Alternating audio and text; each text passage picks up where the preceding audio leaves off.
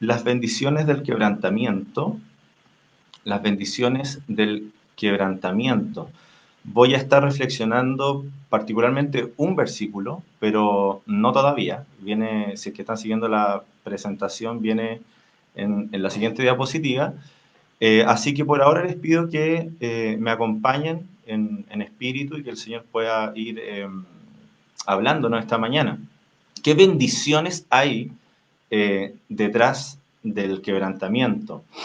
Si tú pudieras preguntarle a alguien eh, la vida del cristiano, muchas veces se entiende el cristianismo como una vida de alguien que va a la iglesia, que canta, que hace ofrendas, eh, que no dice palabras groseras, no sé, que da gracias por los alimentos al momento del almuerzo. Una serie de conductas, ¿verdad? Otros pueden agregar hábitos, que no fuma, que no se emborracha, que no hace esto, que no hace aquello. Pero importante, como son todas estas conductas, lo cierto es que ninguna de ellas es el centro de la experiencia cristiana, ¿ok? Porque la experiencia cristiana, y en esto les pido que me sigan muy de cerca, no tiene que ver con lo que tú haces por Dios, sino con lo que Dios hace en ti, con lo que Dios hace en ti. El centro de la experiencia cristiana es la obra de Dios en ti. Bien, de esto quiero hablar hoy día. Tuve hace un tiempo la oportunidad de acompañar a una hermana en consejería, que fue un 25 de diciembre, ella había tratado de suicidarse un 24, el día anterior. Y recuerdo que el Señor en un momento me llevó a decirle esta palabra que estoy compartiendo con ustedes ahora. Y vino una gran sanidad en su vida, cuando ella comprendió que todo en su vida tenía que ver con lo que ahora Jesús puede o podía en ese entonces hacer en ella, con lo que Jesús podía hacer en ella y no con los buenos propósitos que ella había tenido o se había propuesto hasta entonces, como cuando partimos el año nuevo y nos proponemos cosas buenas. El centro de la vida cristiana tiene que ver con lo que Jesús puede hacer en ti, por ti y a través de ti. Esa es una gran verdad liberadora. Tú puedes llenar tu semana de actividades cristianas, de obras de caridad, de ayuda social, pero si no estamos permitiendo que Dios remoldee y transforme nuestra vida completa por su Espíritu, en realidad no está ocurriendo nada. Bien, la Biblia dice que somos hechura suya. En Efesios dice somos hechura, mira esas palabras, hechura suya, suya. Es de allá, es de arriba hacia abajo. No, la Biblia dice somos hechura suya, obra de sus manos. Bien, esta palabra hechura que está en Efesios tiene una connotación de arte. ¿Sabían eso?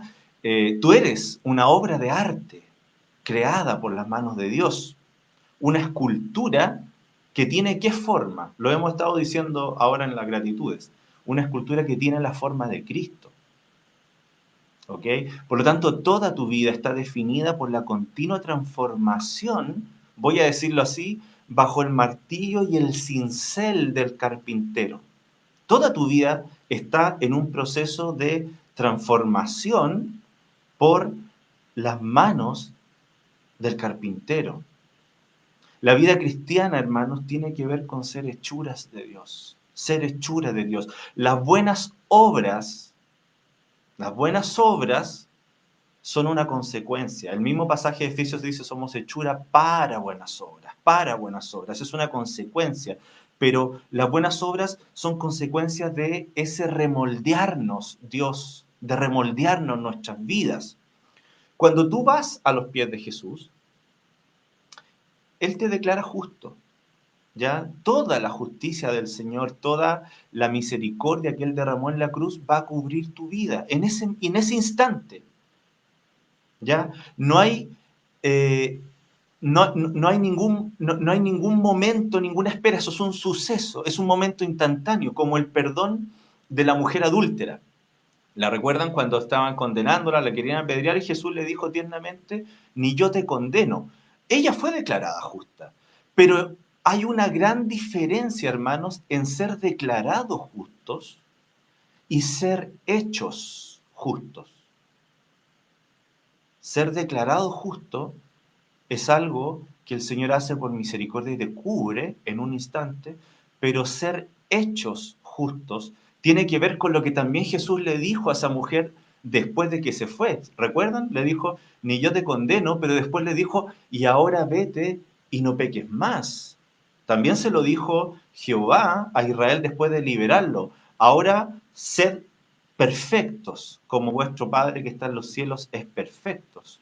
Bien, ser hechos justos, ser eso que Dios ha declarado sobre nosotros, porque Dios nos declara justo, pero llegar a ser justo, hermanos, es toda una vida de transformación, de remoldeaje, de rehacer la arcilla con las manos del alfarero, con las manos alfareras de nuestro Dios. Es en esa rueda del alfarero donde está el quebrantamiento del que estamos hablando hoy, el quebrantamiento de nuestras imperfecciones, el limado de las asperezas, el pulido que nos da esa perfección. Y de este necesario y bendito quebrantamiento es del que quiero compartirles hoy brevemente. Les invito a Efra, si es que puede avanzar una diapositiva. Quiero que veamos algunos fundamentos para poder reflexionar sobre el quebrantamiento en nuestras vidas. Lo primero que quiero decir es que el quebrantamiento, hermanos amados, no es un castigo. ¿Ok? Hay muchos hermanos que de repente nos dicen, iglesia, oren por nosotros. Tenía una hermana que decía, hermanito, Diosito me está castigando. Hermanos, yo en este punto quiero ser muy claro, bíblicamente. La ira de Dios nunca está sobre la iglesia. La ira de Dios no está sobre la iglesia. La ira santa de Dios siempre es hacia quienes han rechazado y pisoteado la sangre de Jesús, como dice Hebreo, cuando ya no hay ninguna barrera entre el pecado, el mal y la santidad de Dios. Para ellos, efectivamente, dice la Escritura que solo queda una horrenda expectación de juicio.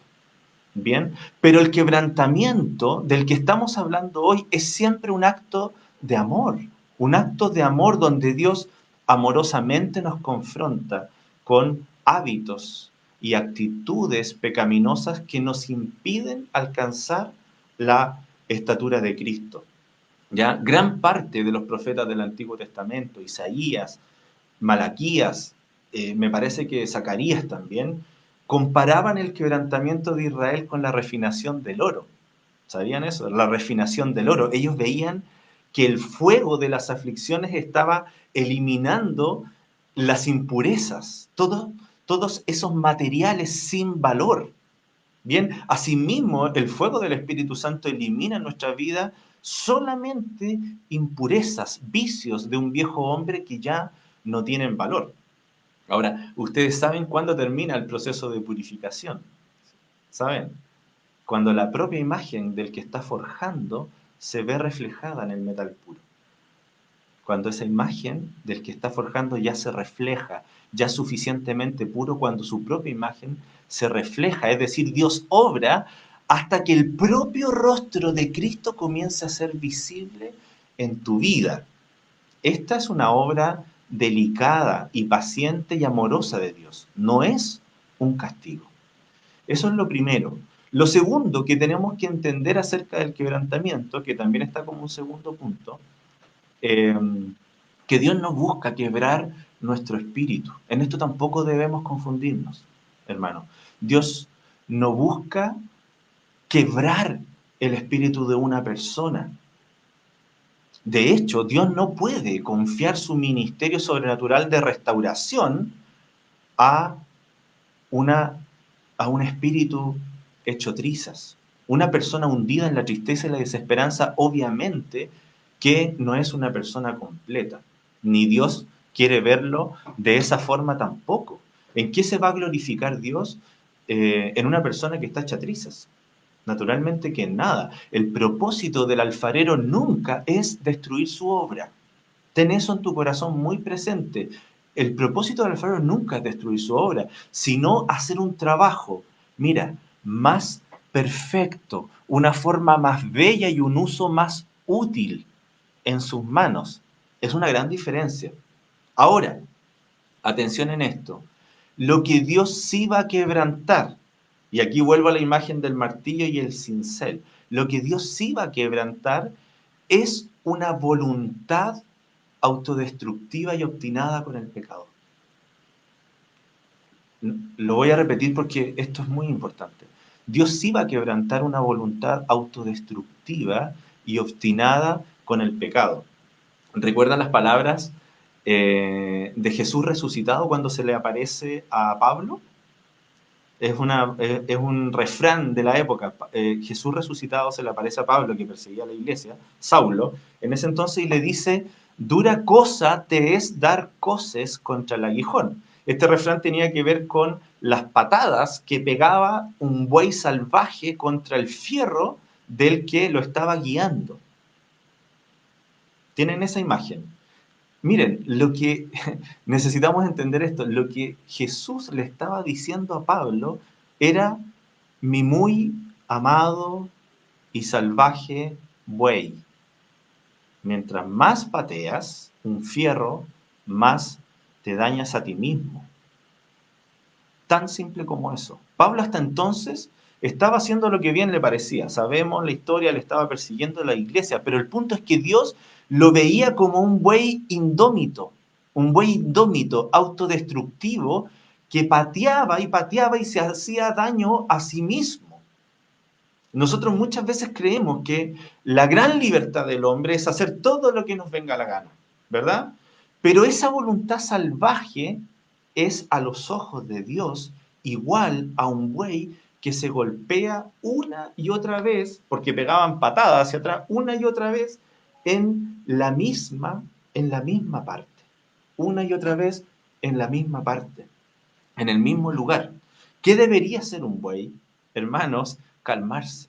Lo primero que debemos hacer es calmarnos, dejar de hacernos daño y permitir que el amo nos guíe quietamente para que alcancemos descanso, para que alcancemos descanso. Una persona que nunca ha rendido su voluntad al Señor, obviamente que nunca va a conocer una mejor voluntad que es la voluntad de Dios para su vida. Voluntad buena, agradable y perfecta, dice la Escritura. Entonces, aquí tenemos que pensar, dejar que esto entre a nuestro corazón. Tenemos que pensar muy bien lo que aquí está en juego. Yo quiero dar una palabra, una pequeña palabra de advertencia en este punto. Mírenme, les pido en el nombre del Señor que me sigan en esto. Y es esta. Hermanos, Dios también es manso. Dios también es manso. Y tú dices, fantástico, ¿qué hay de malo en eso? Es preferible tener un Dios manso que un Dios tirano.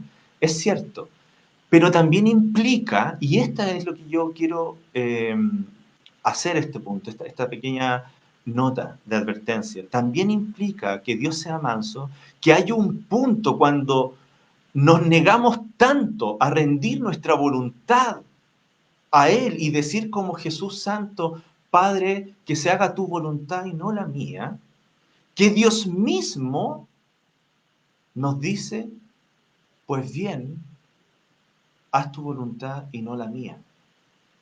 Y cuando Dios le dice a una persona, hermanos, haz tu voluntad, ok, haz tu voluntad y no la mía, créanme, que es la peor tragedia que le puede suceder a una vida.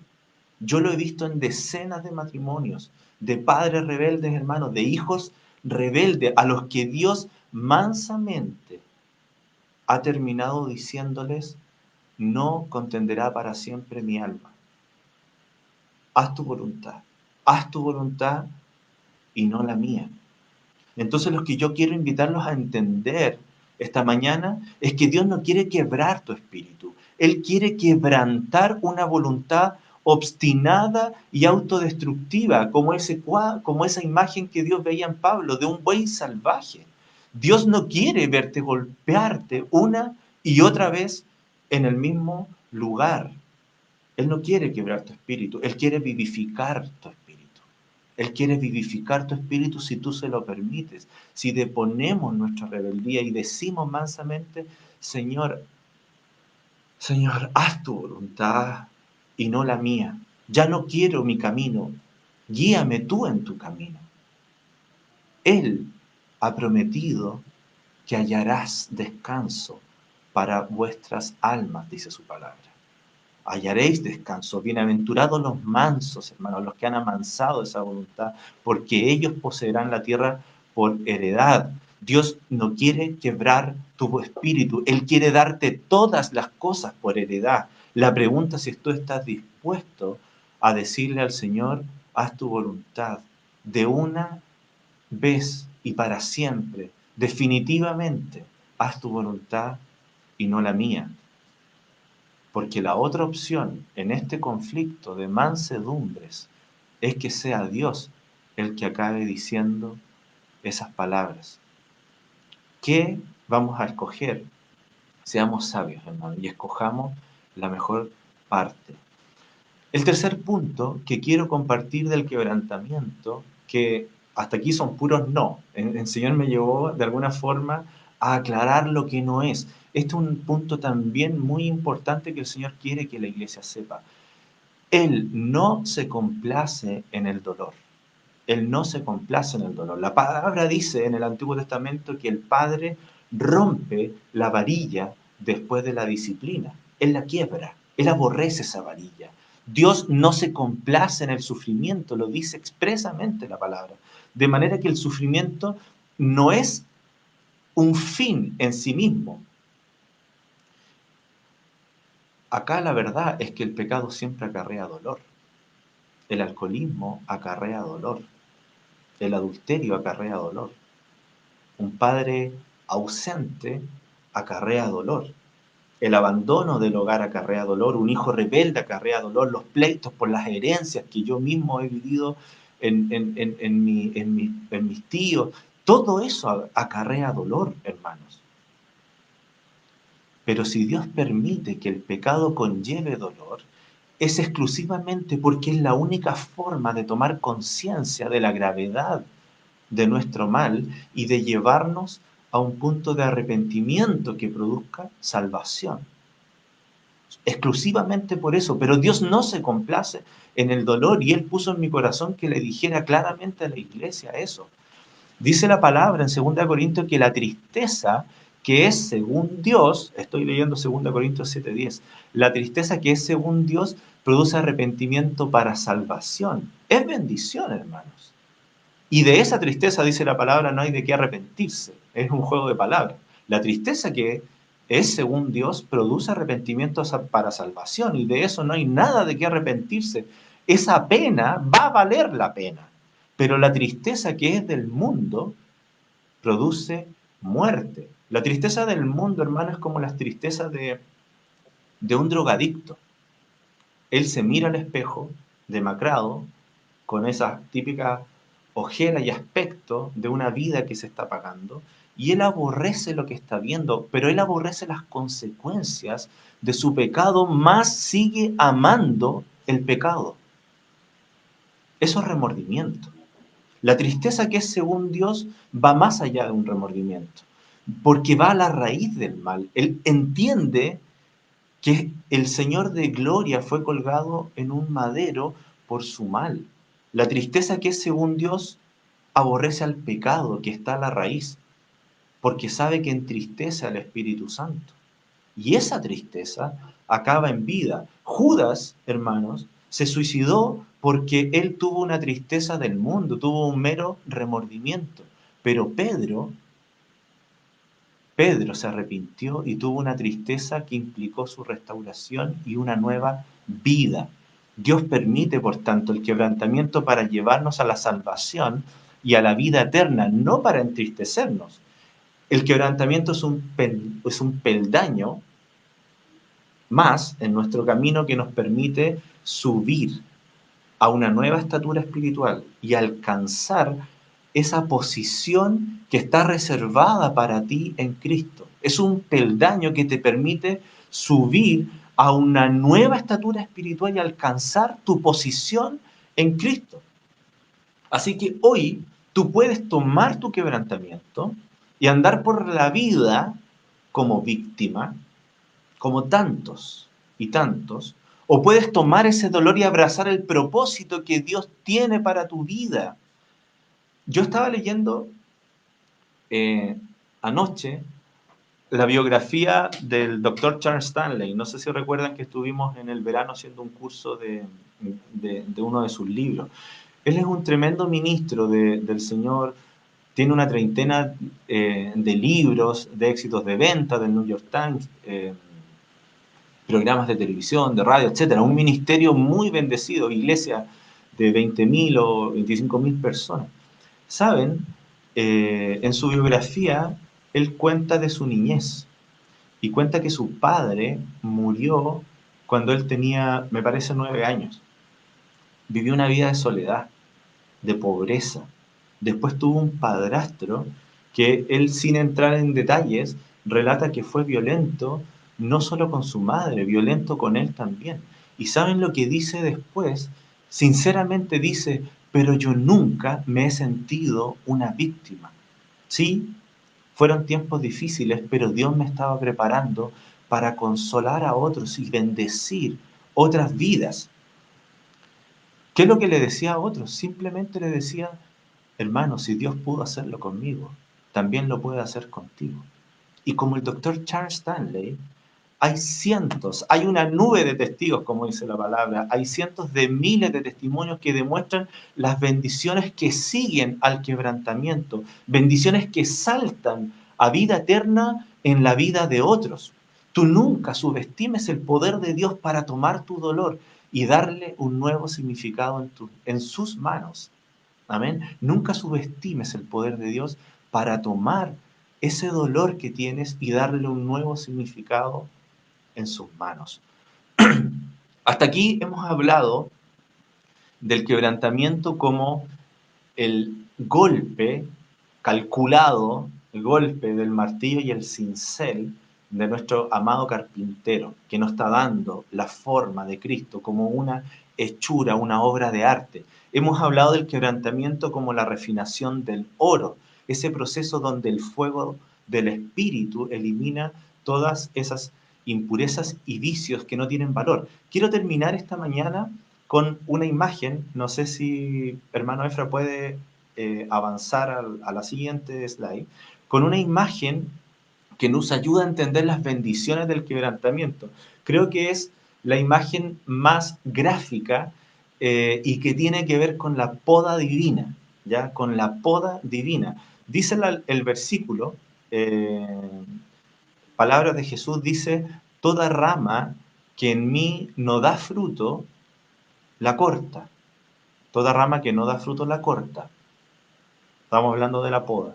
Pero toda rama que sí da fruto, la poda para que dé más fruto todavía. Yo quiero terminar con esta imagen, contarle, hay algunos que saben, yo tenía un abuelo eh, carnicero, ¿ya? Eh, muy amoroso. No era carnicero de que fuera un hombre malo, tenía una carnicería, tenía varias carnicerías en realidad, le iba bien y era un hombre de campo, era un agricultor también. Era boxeador, me estoy acordando, también era boxeador y ganaba dinero. O sea, un hombre, se lo pueden imaginar, carnicero, hombre de campo y boxeador. Estamos hablando de alguien que tenía así unos puños y una impronta, pero era muy amoroso por dentro. Si ustedes hubiesen visto cómo mi abuelo podaba los árboles, de hecho sus árboles favoritos, habrían creído que lo estaba matando. Él literalmente era un carnicero con un cuchillo, tijereteando a ese pobre árbol amado. Yo lo veía en invierno, generalmente en vacaciones de invierno yo iba a Los Ángeles, a donde vivía mi abuelo. Parecía que lo estaba matando, pero atención, él en su sabiduría campesina sabía muy bien que con cada tijeretazo estaba potenciando al árbol para que diera más fruto. Un buen labrador siempre va a desechar todas las ramas que desperdician energía o esas hojas que tanto ornamentan que nunca van a llegar a ser un fruto. Para que el árbol haga ¿qué? Eche raíces, donde sí puede encontrar nutrientes, valor para su vida. Ustedes hubiesen visto ese árbol después de la poda de mi abuelo carnicero, campesino, boxeador, eh, y les prometo que parecía un palo. Era un palo con 3 ramas, un tronco con unas pocas ramas, y con ese trasfondo del invierno del sur de Chile, créanme que no era nada, nada bonito. Ahora, quiero decirles lo que viene después. Después llega la primavera, hermanos, porque el invierno ciertamente va a pasar. El invierno en tu vida va a pasar. Después viene la primavera. Viene la primavera. Y ese árbol ha echado raíces profundas, que lo ha llenado de nutrientes, que nunca hubiese conocido si no es por la obra de ese labrador rudo, campestre. ¿Y qué pasa en primavera y en verano? Comienza a dar más fruto y de mejor calidad.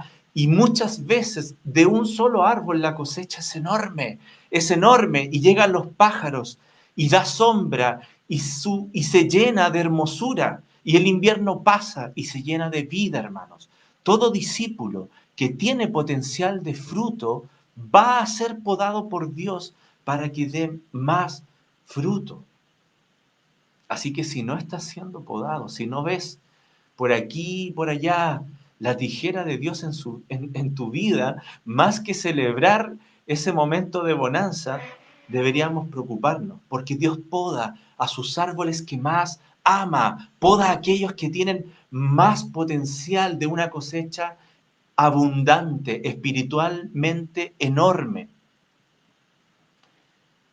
Yo sé que todos quisiéramos vivir una eterna primavera, una llenura espiritual constante, fructífera. Pero yo sé, hermano, y lo he visto en mis años de convertido al Señor, que Dios hay veces que Dios te mira por la noche, te mira en el día, Él conoce tu acostarte, conoce tu reposo y conoce tu levantarte. Tú me has conocido, dice el salmista, Dios está observando. Y hay un momento donde Él dice, ha llegado el tiempo de echar raíces más profundas en la fe. Ha llegado el tiempo. No es antes ni es después. Dios no llega atrasado ni se adelanta. Es el momento de Dios que conoce tu levantar y tu reposo y dice, ha llegado el momento de que eches raíces profundas en la fe y te va a llevar a un invierno espiritual y a una poda que tal vez tú no comprenderás. Va a tomar su tijera y va a arrancar cosas ni siquiera necesariamente malas. Hay muchas cosas que a nuestros ojos parecen buenas o que son importantes, pero Él sabe, créeme. Si mi abuelo era sabio, imagínate Dios. Él sabe que todas esas cosas te están absorbiendo un potencial, están malgastando tu energía, tu tiempo y tu vida. Y parecerá que Dios te está matando, pero su obra en el nombre de Jesús es una obra perfecta, y así como te llevó a ese tiempo de invierno, también traerá la primavera y tu fruto será impresionante delante de Él. Amén. Cierra tus ojos, hermanos, y di amén. Así será, Señor. Yo en esta hora, Padre, me dejo golpear quietamente por el martillo y el cincel de, del carpintero. Yo sé, Señor, que tu obra es perfecta. Hermanos, solo después de su quebrantamiento, Pedro dejó de ser ese hombre brusco y autosuficiente que creía que podía hacer tantas y tantas cosas por Jesús, pero no podía hacer nada. Solo después de su quebrantamiento, él vino a convertirse en el apóstol espiritual, pilar de la iglesia. Solo después de su quebrantamiento, David clamó a Dios por una recreación completa. Le dijo, Dios, crea en mí un corazón puro, renueva en mí un espíritu recto. Y él llegó Hermanos, a ser un hombre conforme al corazón de Dios.